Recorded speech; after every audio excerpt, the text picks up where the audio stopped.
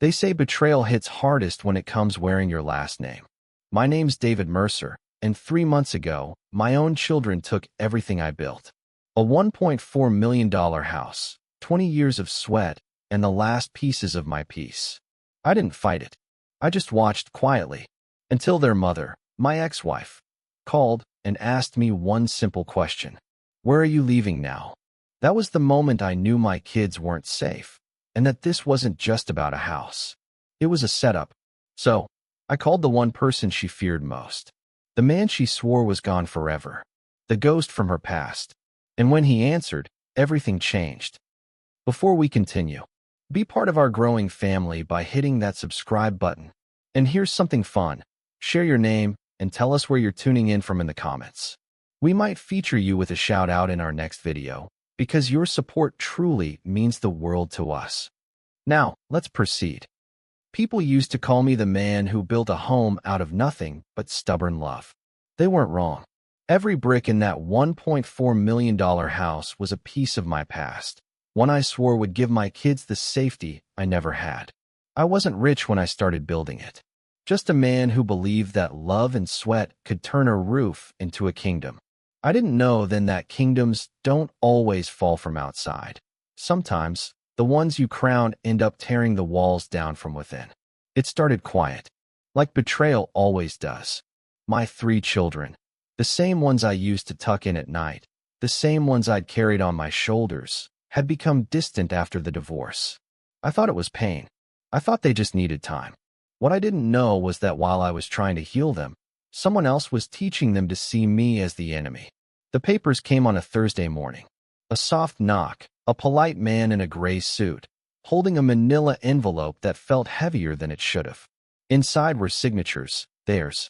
My children's names, signed in confidence and ignorance. They had transferred the deed.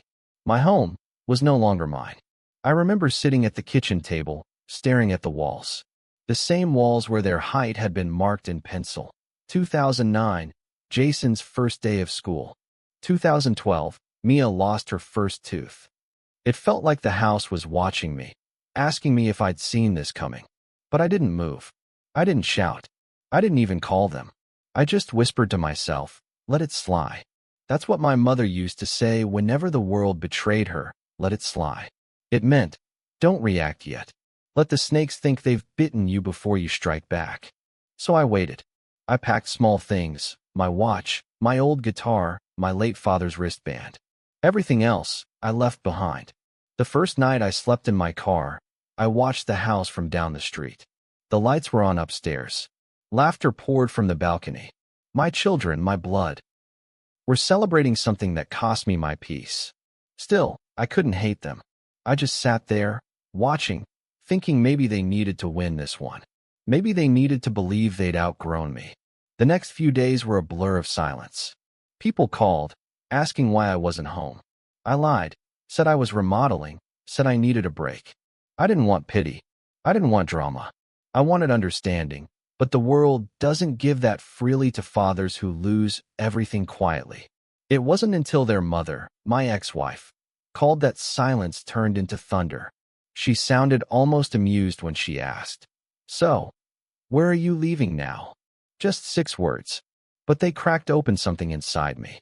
Because it wasn't curiosity in her tone, it was triumph. She knew.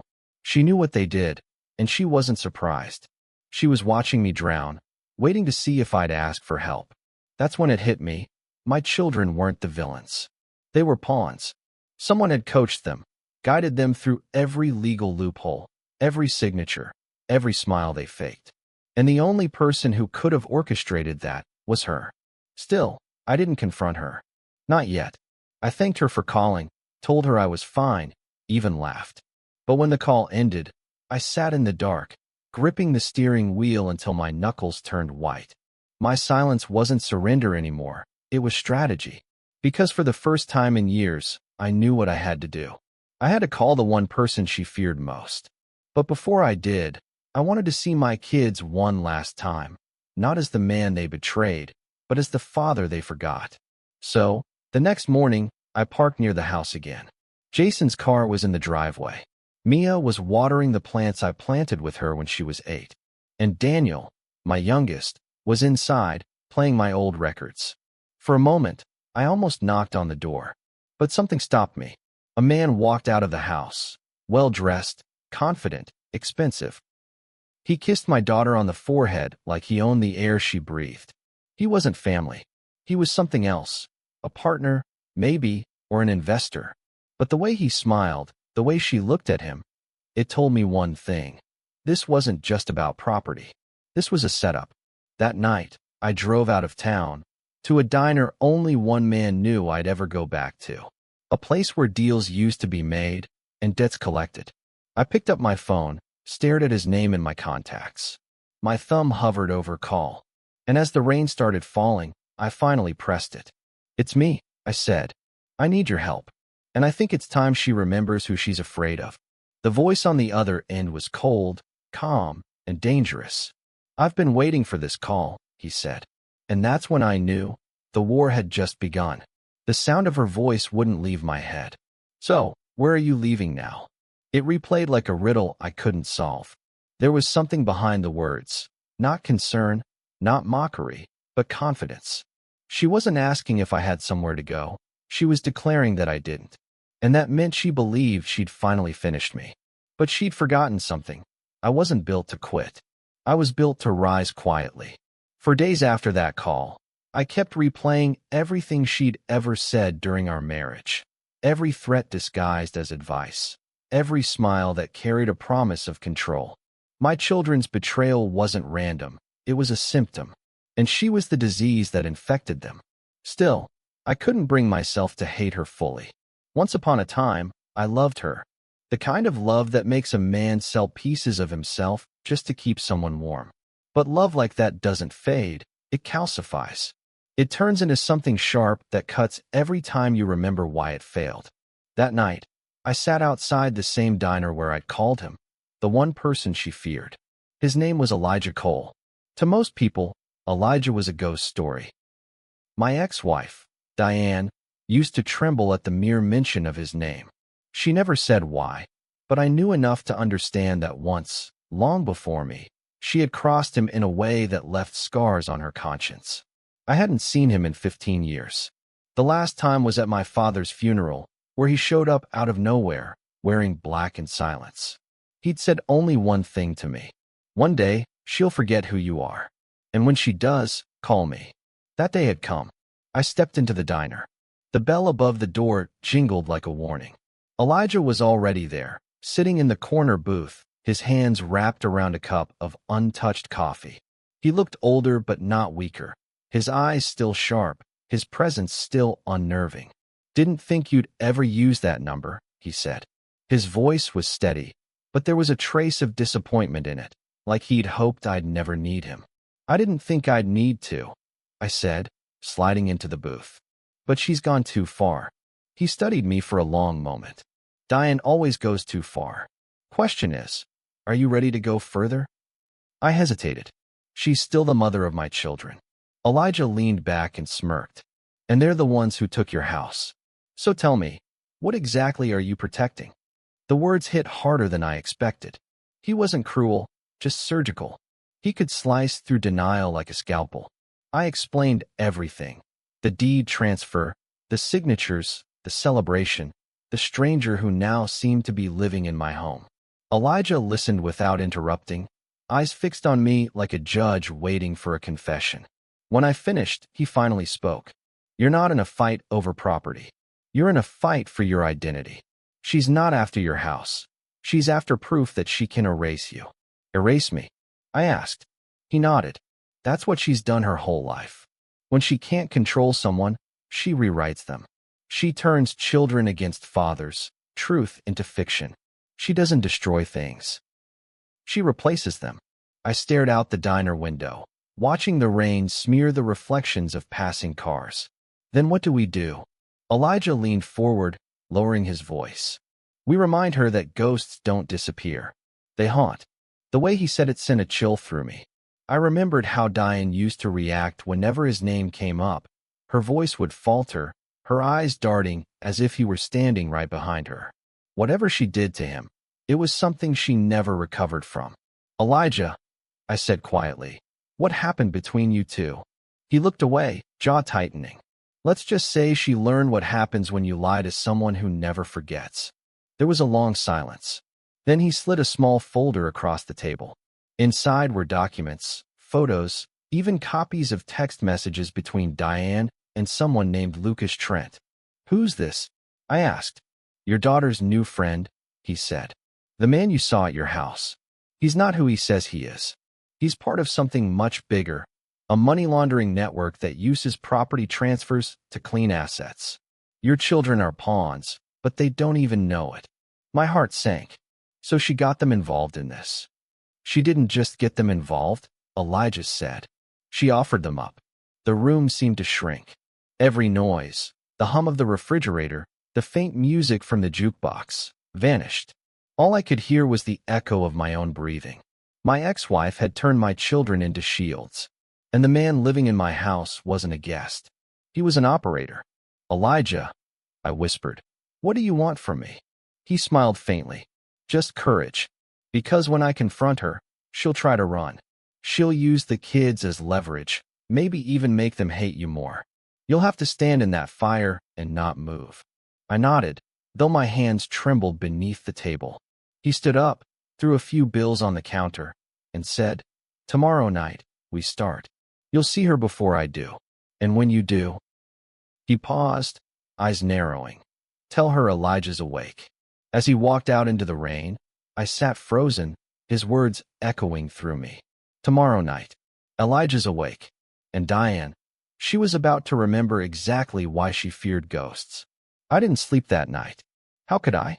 Every time I closed my eyes, I saw Elijah's face across that diner table. Calm, knowing, dangerous. He wasn't just a man. He was a consequence. By morning, I'd driven back toward my old neighborhood. My house, my children's house now, stood there like a monument to betrayal. The curtains were drawn, the driveway wet from rain. I parked across the street, far enough not to be seen, close enough to watch. Then I saw him again, Lucas Trent. The man Elijah said was laundering money through my home. He was on the phone, pacing near the porch, his gestures sharp and impatient. My daughter, Mia, came outside, trying to calm him down. She looked smaller somehow, weighed down by something she didn't understand. I could see it in her eyes, guilt trying to find a place to hide. That's when I knew Elijah was right. They were all being used. I pulled out my phone. One missed call from an unknown number. Elijah, no doubt. I called back. He answered on the first ring. She knows I'm back, he said. How? Fear travels faster than news. Diane called her lawyer at 2 a.m., tried to move some assets. Too late. Elijah, I said quietly, what exactly are you planning? He paused, and I could hear him smile through the silence. A reminder. Tonight, she'll see me, and she'll understand the difference between taking a house and taking a man's soul. Elijah, relax. I won't touch her. You know me better than that. But she needs to face what she's done. And you, his voice softened. You need to be there when she realizes the price. The line went dead. By afternoon, I got the message. A single text from an unknown number. 8 p.m. The Belmar Hotel. Bring nothing but truth. It was happening. The Belmar Hotel wasn't new to Diane. She used to hold her charity events there, all glamour, all glass, all pretense. The lobby still smelled like champagne and polished money. I arrived early, wearing the only suit I hadn't pawned. My reflection in the elevator door looked like someone who'd survived a storm and learned to breathe underwater. Elijah was already inside the penthouse suite, sitting by the window. The city lights made his profile look carved out of shadow. She's on her way, he said without turning. I told her I found something she'd want to see, something about her children. My pulse quickened. You didn't tell her I'd be here? He smiled. Surprises are the only language she respects. Minutes later, the elevator chimed. Diane walked in, sharp as ever, her confidence wrapped around her like perfume. She froze when she saw me. Then her eyes flicked toward Elijah, and the color drained from her face. Elijah, she whispered, voice trembling. You're supposed to be gone. He turned slowly, calm as death. Some ghosts don't stay buried, Diane. I'd never seen her like that, not even during our worst fights. For the first time, she looked small, vulnerable, almost human. Elijah, whatever you think you know, she started, but he cut her off. I don't think, Diane. I remember. You built your life on rewriting the past, but you can't rewrite me. Not this time. She backed away, eyes darting between us. Why are you here? He pointed at me. Because you forgot who you were erasing. I stepped forward. My hands were shaking, but my voice came out steady. You used our children, Diane. You made them believe they were taking what was rightfully theirs, but you knew exactly what you were doing. They needed security, she snapped. You couldn't provide that anymore. You lost everything. I stared at her, heartbreaking. No, Diane. You lost yourself. Elijah moved closer, his tone surgical. Lucas Trent. You introduced him to your daughter. You thought you were clever, using your own kids to cover for your deals. Her lips parted, but no words came out. The truth was catching up too fast. Elijah tossed a folder onto the table. These are transfers, Diane. Every one of them connected to offshore accounts under your name. You didn't just steal a house. You made your children accomplices in financial crime. Diane's knees buckled. She grabbed the chair for balance, her face pale. You don't understand, Elijah. I didn't have a choice. He tilted his head. You always had a choice. You just liked pretending you didn't. The silence that followed was thick enough to choke on. I wanted to speak, but I couldn't. Part of me still loved her. Part of me hated that I did. Then Elijah turned to me. You said you wanted to save your children. Here's your chance. He slid me a document. Power of attorney papers that would let me reclaim control of the property and freeze the accounts tied to it. But signing them meant something bigger. It meant ending her hold on all of us. Once you sign this, Elijah said, there's no turning back. She'll lose everything. Diane looked at me, eyes wet for the first time in years. Please don't. And for a moment, I hesitated. Not because I wanted to protect her, but because I could see the fear in her. Not for herself, but for what she knew would come next. Elijah, I said slowly, what aren't you telling me? He didn't answer. Then, from the corner of the room, a voice I hadn't expected spoke up. He's not telling you that Lucas isn't working for her. He's working against her. We both turned. My daughter, Mia, was standing at the door, trembling. The room went silent. Elijah's eyes narrowed. Diane gasped. And in that moment, I realized the real storm hadn't even started. Mia's voice cut through the air like a blade wrapped in silk. Lucas isn't working for her. He's working against her. The room froze. For a heartbeat, no one breathed. Even Elijah's stillness seemed to sharpen, like a predator deciding which direction to strike. Diane's lips parted in disbelief. Mia, what are you talking about? But Mia's hands were trembling, her words spilling fast, raw, unplanned. He told me last week, Mom. He's not your partner. He's been recording you. Every call, every transfer, every message. He said he's building a case. Elijah's gaze darkened. A case for who? I don't know, Mia stammered. He said something about a federal task force. He said Mom was laundering money through property trades, using us as cover. He said he was protecting me. The sound of that last line cracked something inside me. Protecting her. The man I saw kissing my daughter on the forehead wasn't seducing her. He was shielding her from her own mother. Diane stumbled backward, shaking her head. No, this isn't happening. Elijah stepped closer. Oh, it's happening, Diane. And it's about to get very public. He pulled out his phone and played an audio file. Diane's voice filled the room, clear, cold, undeniable. The transfers must go through the kids' names. They'll never check minors for offshore holdings. Just do it before my ex, finds out. Diane's knees buckled again. This time, she didn't recover. She slumped into the chair, face buried in her hands. You don't understand, she whispered. I was trying to pay off debts. I didn't want the kids to know. Mia's voice broke. You used me, Mom. And that was when the tears came, not from Diane, but from Mia. My daughter, the one who once begged me not to fight during the divorce, was standing there watching everything she believed about her mother burn in real time. I moved toward her, but she stepped back. Dad, don't. I can't. Her voice caught in her throat. You have no idea what it's like to find out you've been helping the person who ruined you. Elijah's voice softened. You know now? And that's what matters. But the calm didn't last. A sudden pounding came at the penthouse door, 3 sharp knocks that made everyone jump. Elijah's eyes flicked to the clock. Too soon, he muttered. Who is it? I asked. He motioned for silence and opened the door just enough to peek. His expression turned to stone. He stepped back. 2 men in dark suits entered. Their badges flashed silver under the light. Federal agents. The taller one spoke first. We're looking for Diane Mercer. Diane stood, trembling. I'm here. The agent nodded. Ma'am, we have a warrant for your arrest. Financial fraud, falsifying documents, and obstruction. Mia gasped. You said? Lucas said he was helping. The agent cut her off. Lucas Trent is our informant. He's been undercover for 8 months. Diane looked at her daughter with hollow eyes. Mia, please, don't let them. But Mia couldn't move. She just stared as they read her mother her rights. Elijah remained motionless by the window, watching everything like a ghost, finally seeing his prophecy unfold. He'd warned her years ago. He'd told her consequences always find their way home.